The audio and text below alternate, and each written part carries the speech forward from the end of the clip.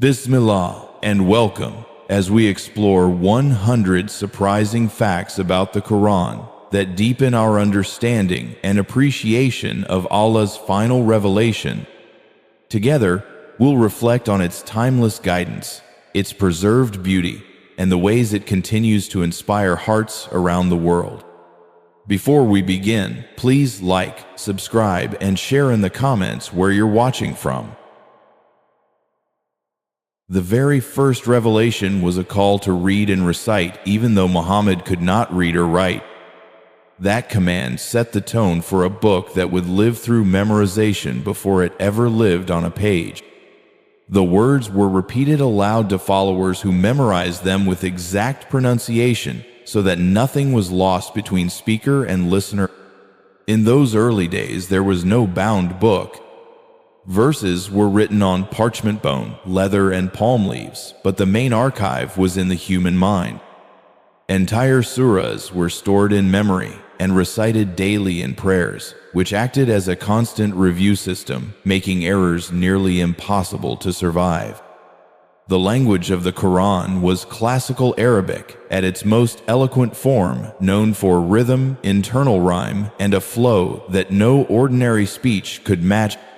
Listeners at the time were stunned because the style was unlike poetry and unlike prose. It belonged to its own category. This literary uniqueness became one of the reasons believers saw it as divine. Early followers did more than memorize. They cross-checked each other constantly. If one forgot a vowel sound, another would correct it. This communal recitation culture meant no one person controlled the text, and no one person could alter it without the entire group noticing. The Quran was revealed over 23 years, not all at once. Verses came down in response to events, questions, and challenges.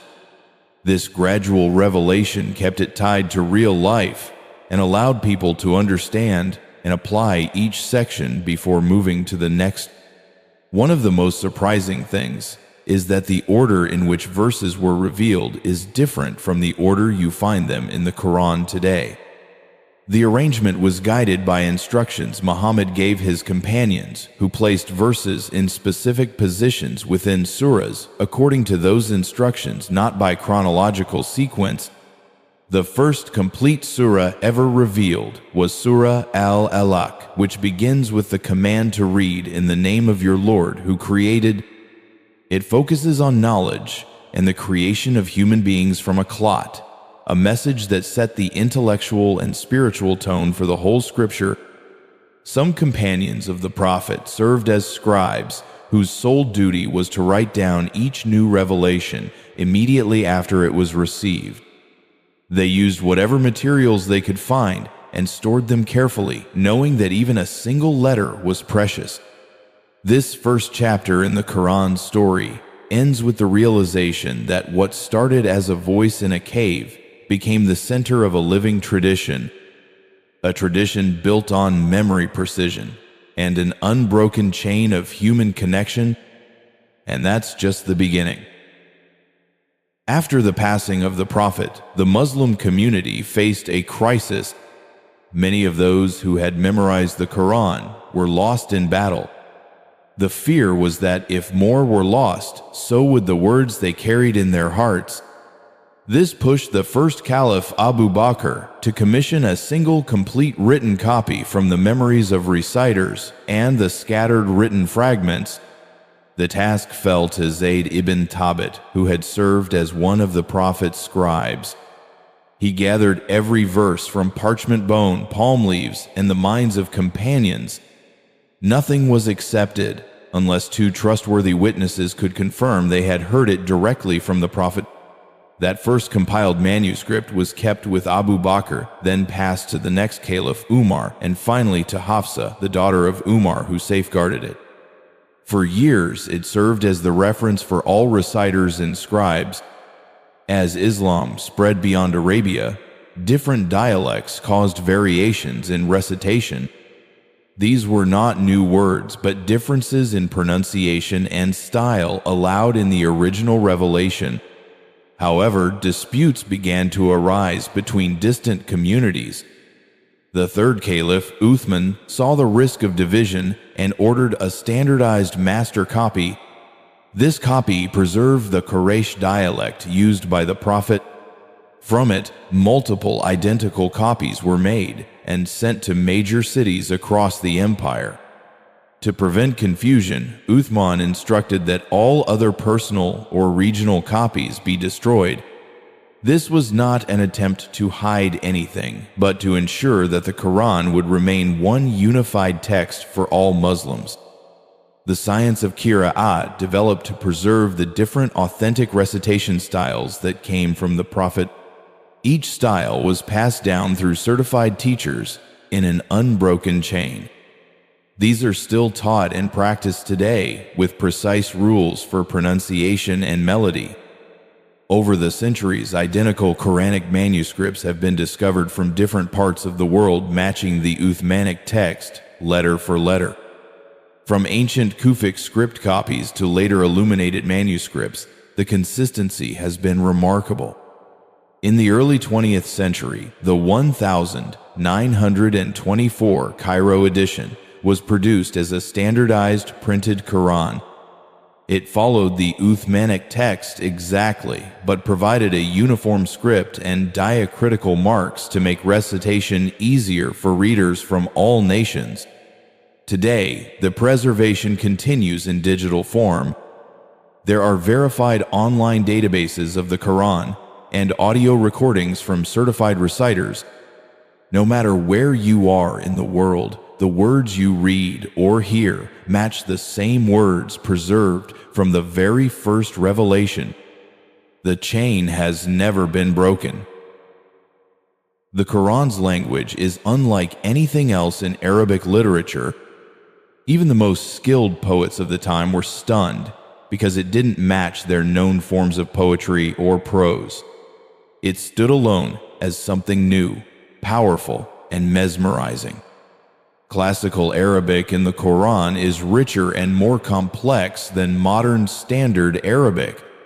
Words often carry multiple layers of meaning, allowing a single verse to be understood in different ways without contradiction.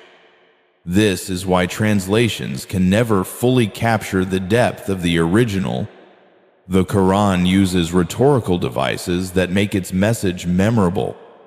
These include rhythm, repetition, parallel structure, and sudden shifts in perspective that grab the listener's attention and hold it. One striking feature is its symmetry. Themes and words often appear in balanced patterns. For example, certain words are used the same number of times as their opposite terms, like life and death, or belief and disbelief. Some scholars have studied numerical patterns in the Quran, finding links between the number of verses, letters, and themes.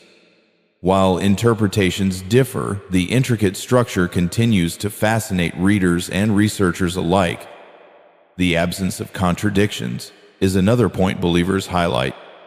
Despite being revealed over 2 decades in changing circumstances, its message remains consistent across every topic and setting. Oral recitation is central to its identity. The words were designed to be heard as much as read. A skilled reciter can convey emotion, pace, and emphasis in ways that bring the text to life, even for someone who doesn't understand Arabic. Tajweed is the science of reciting the Quran correctly. It governs how each letter is pronounced, how long vowels are held, and where pauses occur. Learning it can take years, but it ensures the sound of the Quran remains the same across generations. The Quran addresses its listener directly, shifting between stories, commands, and questions. This style keeps the audience engaged and gives the impression of a live conversation rather than a distant reading. Many who have no background in Arabic still find themselves moved by the sound alone. The combination of melody, rhythm, and meaning has given the Quran a place not just in religion, but in the world of literature and oral tradition. It remains unmatched in style and emotional impact. The Quran is made up of 114 surahs, or chapters, each containing a different number of verses known as ayahs. Some surahs are only a few lines long, while others span many pages. This variation gives the recitation a natural rhythm of short bursts and long flowing passages. Surahs are classified as either Meccan or Medinan based on when and where they were revealed. Meccan surahs focus more on faith, the afterlife, and moral guidance, while Medinan surahs address laws, community matters, and social responsibilities. The arrangement of surahs in the Qur'an is not chronological. Instead, they are placed in an order the Prophet himself instructed, with some of the earliest revelations appearing later in the text and some of the last ones appearing earlier. The very first surah in the Qur'an is Al-Fatiha, also called the opening. It is a short 7-verse chapter recited in every unit of Muslim prayer, making it the most repeated section of the Qur'an worldwide. Some surahs begin with mysterious disjointed letters known as huruf muqatta'at. Their exact meaning is unknown, though scholars have proposed many interpretations. They remain one of the Qur'an's enduring linguistic mysteries. Certain themes run throughout the Qur'an, appearing in different surahs and contexts. Stories of past prophets, justice, and mercy, and the call to reflect on creation are repeated to reinforce key lessons and to reach different audiences. The placement of verses often mirrors the thematic balance within a surah. For example, a warning might be followed by a promise, or a story of struggle followed by one of relief. This structure creates a sense of harmony within the text. The Qur'an uses repetition as a teaching tool. Certain phrases, like "Which of the favors of your Lord will you deny?" appear many times within a single surah, driving the message deep into the mind of the listener. Many surahs are named after a key-word story or image found in them, such as the cow, the star, or the cave. These names help with memorization and quick reference, even though they are not necessarily the main theme of the surah. The order and structure of the Qur'an has remained unchanged since the time of the Prophet.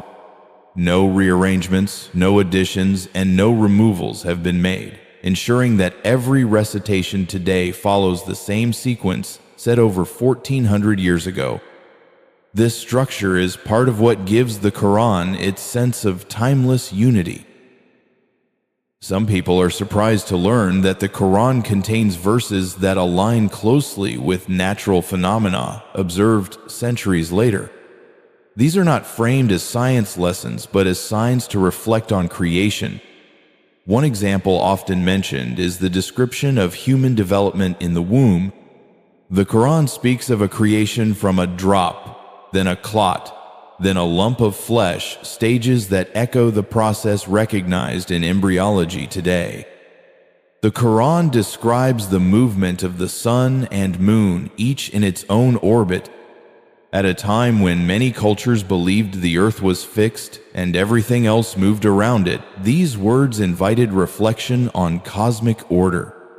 The water cycle is described in multiple verses, mentioning how rain forms from clouds, how it nourishes the earth, and how rivers and springs bring life to plants and animals.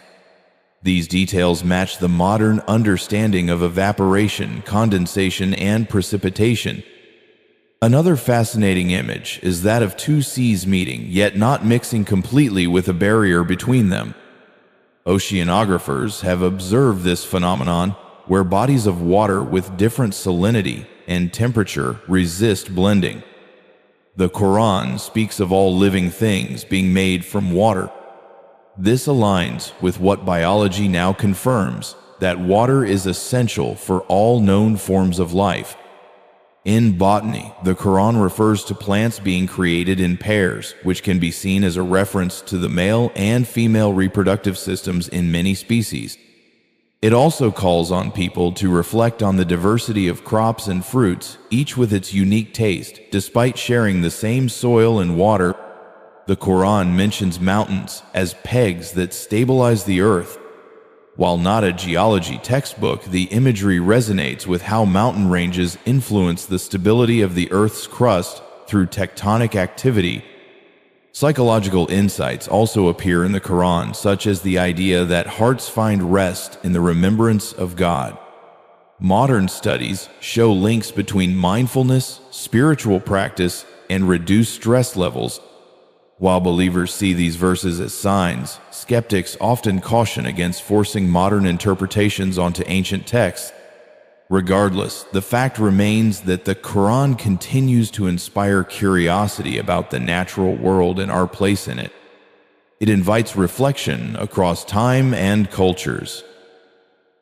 Some people are surprised to learn that the Quran contains verses that align closely with natural phenomena observed centuries later. These are not framed as science lessons, but as signs to reflect on creation. One example often mentioned is the description of human development in the womb. The Quran speaks of a creation from a drop, then a clot, then a lump of flesh, stages that echo the process recognized in embryology today. The Quran describes the movement of the sun and moon, each in its own orbit. At a time when many cultures believed the earth was fixed and everything else moved around it, these words invited reflection on cosmic order. The water cycle is described in multiple verses, mentioning how rain forms from clouds, how it nourishes the earth, and how rivers and springs bring life to plants and animals.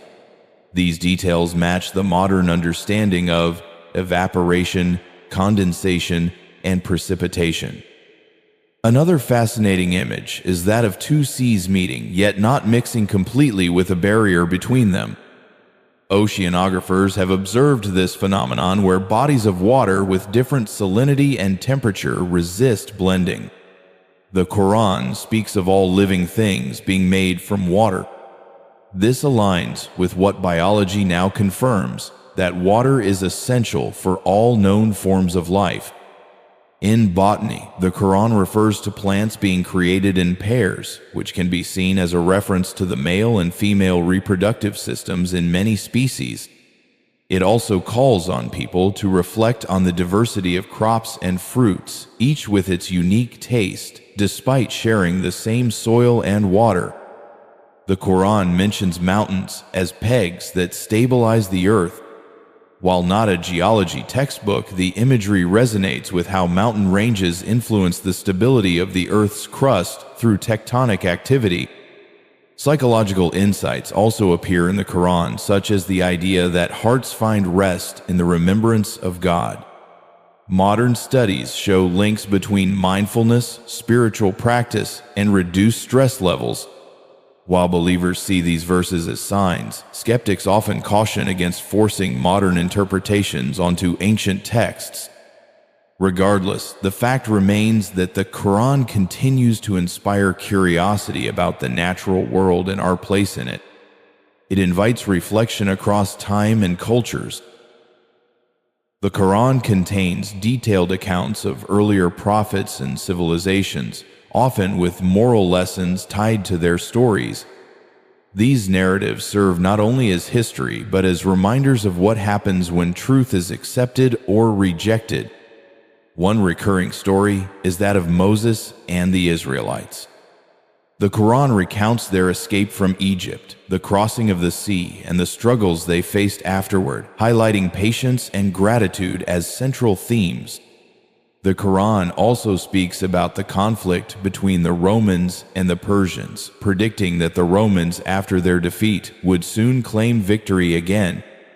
Historical records confirm that this reversal did take place within the time frame the verses describe. Some accounts align with archaeological findings, such as the mention of ancient peoples like Ad and Thamud. Ruins and inscriptions linked to these names have been discovered in the Arabian Peninsula, suggesting they were real historical communities. There is a striking mention of Pharaoh's body being preserved after his drowning. Today, the mummified remains of rulers from that era are indeed preserved in museums, allowing people to literally see a remnant of that history. The Quran's account of Jesus is unique among religious texts. It affirms his miraculous birth, his ability to perform miracles by God's permission, and his role as a messenger, while also rejecting certain beliefs about his nature found in other traditions.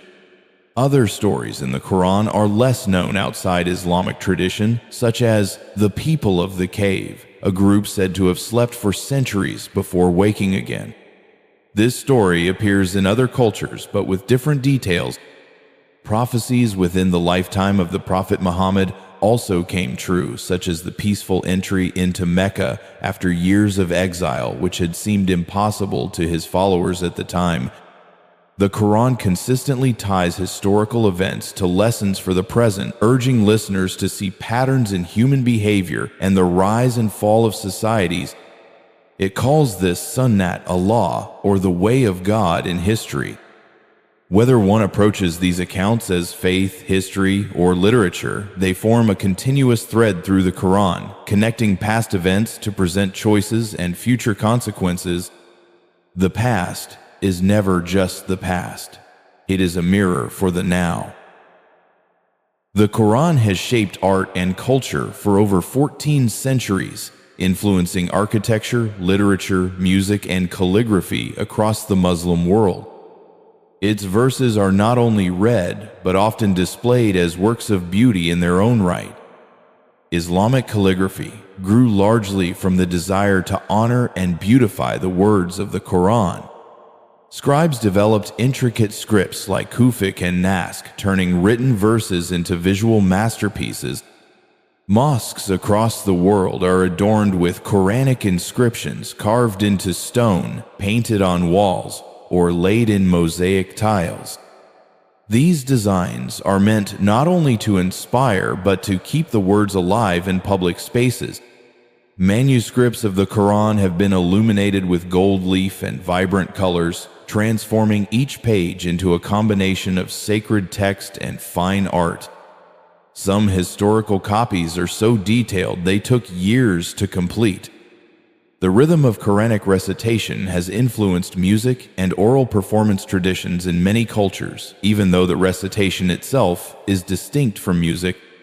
The melodic patterns and pauses have inspired spiritual and poetic styles globally.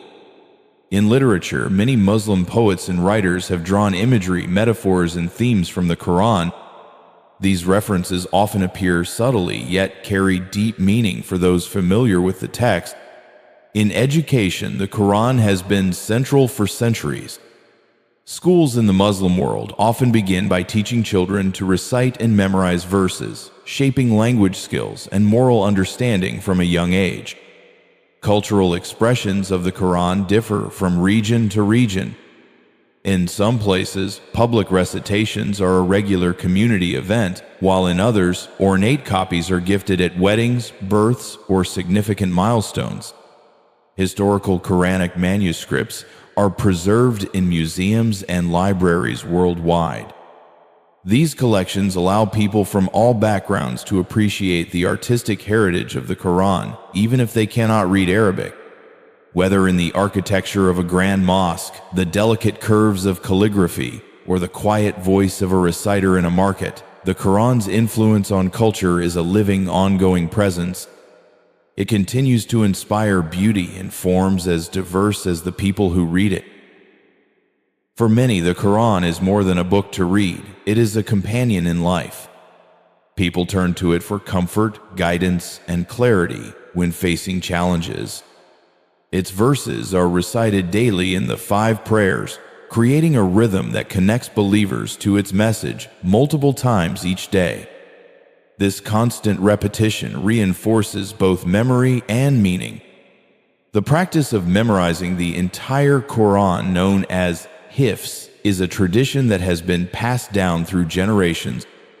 Those who complete it are called hafiz and are respected for carrying the entire text in their minds and hearts. Reflection on the Quran, known as tadabbur, is encouraged so that its words are not just spoken, but deeply understood. This can mean pondering a single verse for days or applying its message to everyday decisions. Many people describe feeling a profound emotional response when hearing the Quran recited, especially in a beautiful voice. Even those who do not speak Arabic often feel a connection through its sound alone. In times of grief, believers often find solace in its verses, which speak of patience, hope, and the promise of reward for enduring hardship. The words can serve as a source of strength when nothing else seems to help. During Ramadan, entire communities gather nightly to listen to the Quran recited from beginning to end over the course of the month. This creates a shared spiritual experience that unites people across ages and backgrounds. Some people credit the Quran with personal transformation. Stories abound of individuals who changed harmful habits or found purpose after reflecting on its verses. The Quran also plays a role in important life moments such as weddings, funerals, and naming ceremonies where specific passages are chosen to mark the occasion. For those who embrace it as a guide, its words become more than text on a page. They become a living voice, shaping choices, emotions, and the way a person sees the world. This connection keeps the Quran alive in the hearts of millions. Today, the Quran is more accessible than at any point in history.